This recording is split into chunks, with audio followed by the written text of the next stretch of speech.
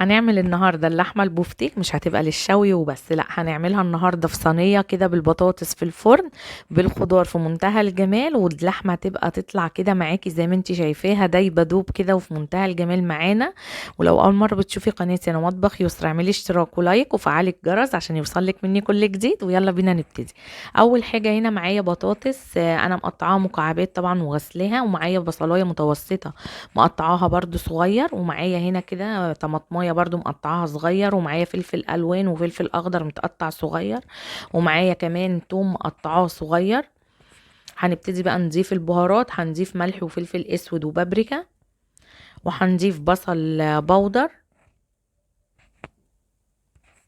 وهنضيف 7 بهارات، وهنضيف كده مع بعض التوم البودر، وهضيف رشة كده بسيطة من الجنزبيل،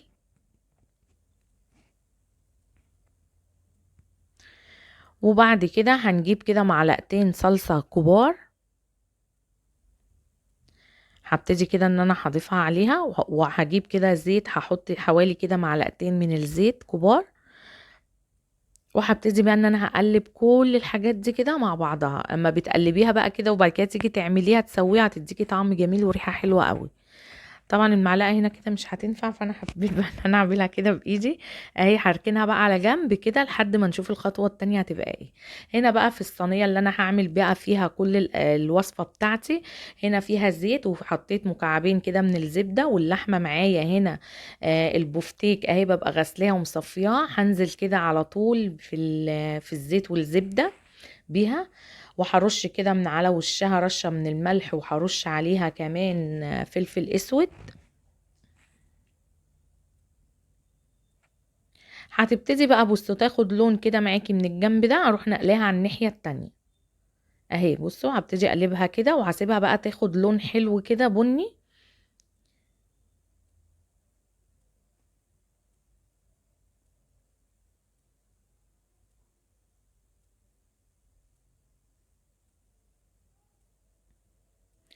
تمام كده خلاص بقت جاهزة معايا، هاخدها بقى كده وهشيلها في طبق. وفي نفس بقى الصينية هبتدي ان انا بس هضيف فيها مكعب كده من الزبدة.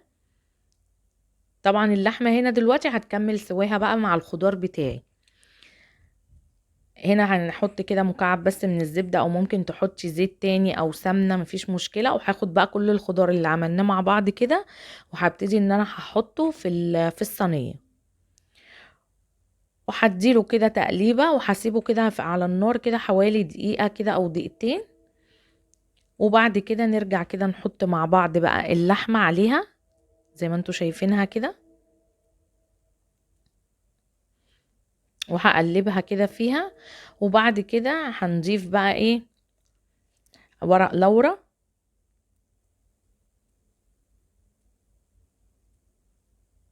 وهضيف لها هنا مية مغلية، وهسيبها بقى كده ايه، هتاخد لها غلوة على النار، هغطيها كده وهسيبها غلوة على النار تاخد غلوة. وبعد كده بقى شكلها دوت بعد ما غليت كده زي ما انتوا شايفين، هبتدي بقى ان انا هحطها. وهنا انا كنت زودت لها تاني حبة مية كمان عشان انا كنت عايزة الصوص بتاعها كده ياما.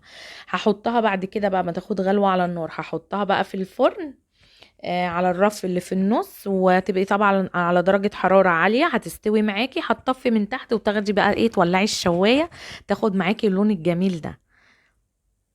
وبصوا بقى اللحمة استوت فيها وبقت جميلة جدا، والبطاطس ما اتهرتش. بصي المكعبات زي ما هي بتاعت البطاطس اهي. انت برضو وانت بتقطعيها برضو قطعي ايه المكعبات بتاعتك، يعني تبقى سميكة كده شوية وما تبقاش رفيعة قوي. وده الصوص بتاعها كده، انا حبيت يبقى فيها صوص كده حلو، ويتاكل بقى تاكليها بالرز بتبقى حلوة قوي. استنوني في فيديو